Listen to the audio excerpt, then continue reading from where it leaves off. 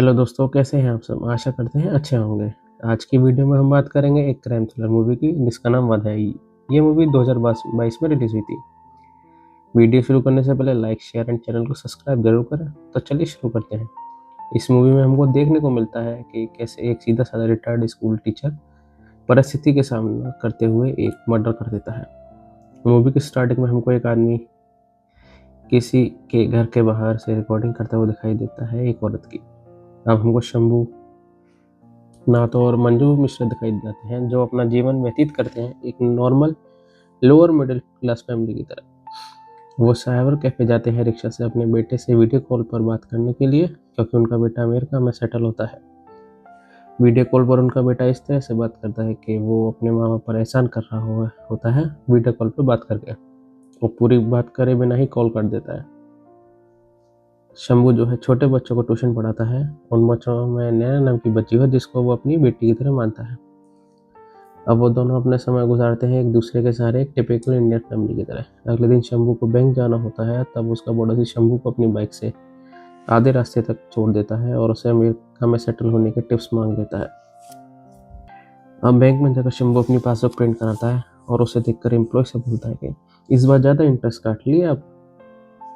हमको पता चलता है कि पास में शंभू ने लोन लिया था अपने बेटे को अमेरिका भेजने के लिए। ये सब चीज़ें याद करके शंभू दुखी होता है। घर पर शंभू चूहे मारने की मशीन लाता है, जिसको देखकर मंजू उस पर गुस्सा करती है और बोलती है कि पूजा पाठ वाले घर में ये जीव हत्या का सामान लिया है, पाप लगवाएंगे आप। इसी बीच उनके गेट पर प्रजापति नाम का गुंडा आता है एक लड़की को लेकर। वो गुंडा अपने साथ चिकन लेकर आता है और खाने के लिए डिश मांगता है, जिस पर शंभू उसको मना कर देता है और वो गुंडा उसकी बात नहीं मानता। अब शंभू कुछ पैसे लेकर प्रजापति को देता है, पर उसमें 2000 रुपये कम होते हैं। ये पैसा लोन का इंटरेस्ट होता है जो शंभू ने लिया था प्रजापति से। बाद में प्रजापति उस लड़की को शंभू के बेडरूम में ले जाता है और उसके साथ रोमांटिक टाइम स्पेंड करता है। बाद में वो शंभू को बोलता है कि मास्टर जी ब्याज टाइम पर दिया करो, और वहाँ से चला जाता है। वहीं रात में मंजू सोचती है अपने पास में जब उन्होंने प्रजापति से लोन लिया था अपने बेटे के लिए, क्योंकि बैंक उनको सिर्फ 10 लाख का लोन दे रही थी, पर उनके बेटे को अमेरिका की पढ़ाई के लिए 25 लाख की जरूरत थी। अब प्रजापति जाता है एक स्टोन क्रशर पर, जिसको वो हैंडल करता है। तभी वहाँ पर पुलिस वाला आता है वसूली के लिए। प्रजापति उसको पैसे देता है, पर वो पैसे पुलिस वाले को कम लगते हैं और वो उसको बोलता है कि तेरे धंधे के हिसाब से ये पैसे बहुत कम है।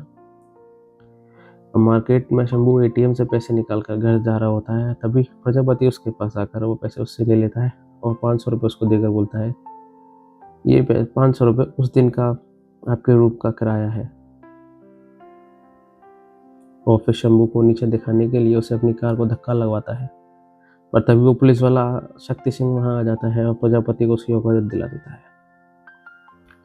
अब शंभू एक बेकरी की शॉप पर जाता है और वहां से केक और पेस्ट्री के लिए रेट लेता है। अब वो कुछ छोटी छोटी पेस्ट्री लेकर अपने घर जाता है, क्योंकि आज नैना का बर्थडे होता है। वो लोग उसका बर्थडे सेलिब्रेट करते हैं और खुश होते हैं। अब दादा नाम का आदमी प्रजापति को कॉल करके उसके साथ गाली गलौज करता है और उसको बोलता है कि आज पुलिस वाला उसके घर पर आया था। अगले दिन प्रजापति एक आदमी को शंभू के घर लाता है और उसको वो घर दिखाने लगता है। बाद में वो शंभू को बोलता है कि आप कब तक लोन चुकाओगे इस घर का, ये झंझट करो खत्म, और जाते हुए कहता है कि ये घर खाली कर दो। शंभू अब पुलिस स्टेशन जाता है प्रजापति की कंप्लेंट करने के लिए, पर वो पहले से ही वहां पर होता है।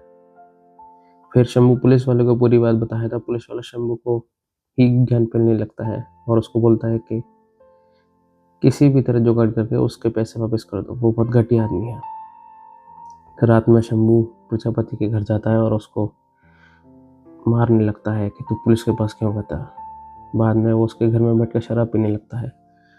थोड़ी देर बाद वो गुंडा शंभू को बोलता है कि अपना घर बेच दे, मैं तेरा लोन कम कर दूंगा, ऊपर से कुछ पैसे और दे दूंगा। और नशे में वो गुंडा शंभू को बोलता है कि आंटी पूजा करके 1-1.5 घंटे में आएंगी ना, तो जा नैना को बुला ला, मैं उससे कुछ नहीं कहूँगा, उससे ज़्यादा दर्द नहीं होगा। जिसके बाद शंभू उसके लिए चखना लेने किचन में जाता है। वहाँ से वापस आकर उसकी गर्दन में चाकू मार देता है। बाद में प्रजापति वहीं मर जाता है। अब मंजू घर वापस आती है और घर की हालत देखकर डर जाती है। रात में शंभू कुल्हाड़ी और आरी से प्रजापति की बॉडी के टुकड़े टुकड़े कर देता है और उनको बोरी में भरकर एक सुनसान जगह ले जाकर फेंक जाता है। और अगली रात को भी शंभू अपने पड़ोसी की बाइक से पेट्रोल निकालकर उस सुनसान जगह जाता है और लकड़ियों पर पेट्रोल छिड़क कर किसी चीज़ को आग लगा देता है। और फिर उसके अगली रात को फिर उस सुनसान जगह जाता है और राख में से बची हुई हड्डियों को उठा लाता है और एक चक्की पर जाकर बड़ी चालाकी से उन हड्डियों को चक्की में डाल देता है, जिससे कि वो हड्डियों का चूरा बन जाता है और वो चूरा आटे में मिक्स हो जाता है। कुछ दिन बाद पुलिस शंभू के घर आती है प्रजापति की मिसिंग की पूछताछ करने के लिए, क्योंकि वो 3 दिन से मिसिंग था। पुलिस शंभू और उसकी वाइफ से जानकारी लेकर वहां से चली जाती है। अगले दिन प्रजापति की वाइफ और उसकी बेटी घर आती हैं अपने पति की जानकारी जुटाने के लिए, और उनके जाने के बाद वो दोनों रोने लगते हैं कि और बोलते हैं कि उनसे बहुत बड़ा पाप हो गया, हमने एक बच्ची को अपने पापा से अलग कर दिया। और इसी गिल्ट में शंभू पुलिस स्टेशन जाता है अपना जुर्म कबूलने के लिए।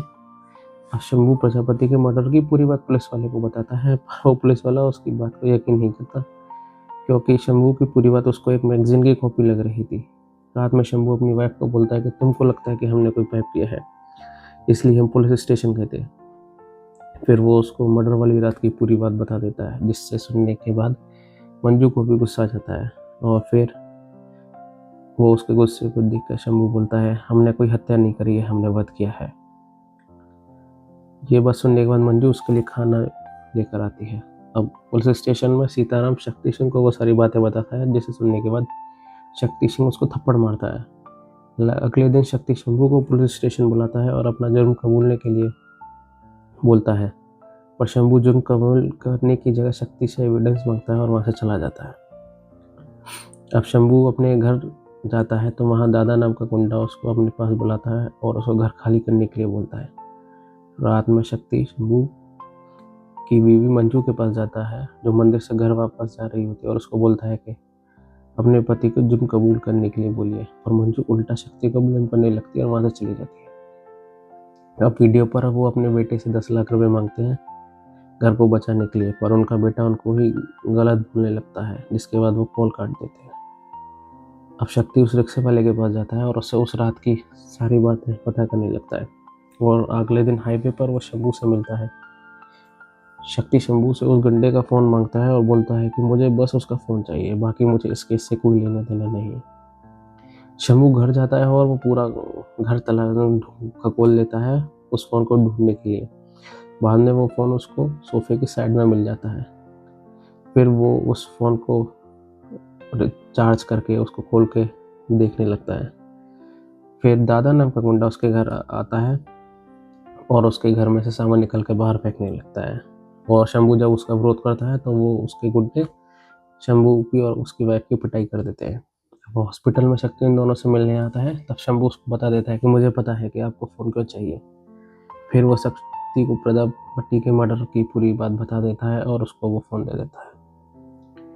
अब स्टेशन में शक्ति वो एमएमएस देखता है जो प्रजापति ने बनाया था, शक्ति उसकी और विधायक की वाइफ का। रात में शक्ति शंभू के घर जाता है और वहाँ से सारे एविडेंस अपने साथ ले जाता है। नेक्स्ट डे शक्ति उस गुंडे दादा के घर जाता है और उसको वहाँ से उठाकर जेल में डाल देता है, और रिपोर्ट में वो प्रजापति के मर्डर का इल्जाम दादा पर डाल देता है। बाद में शंभू पुलिस स्टेशन आकर पुलिस वाले को वो मैगजीन देता है और दादा नाम के गुंडे से मिलता है और उसको प्रजापति के मर्डर की स्टोरी बता देता है। इसी के साथ ये वीडियो एंड होती है। वीडियो देखने के लिए धन्यवाद।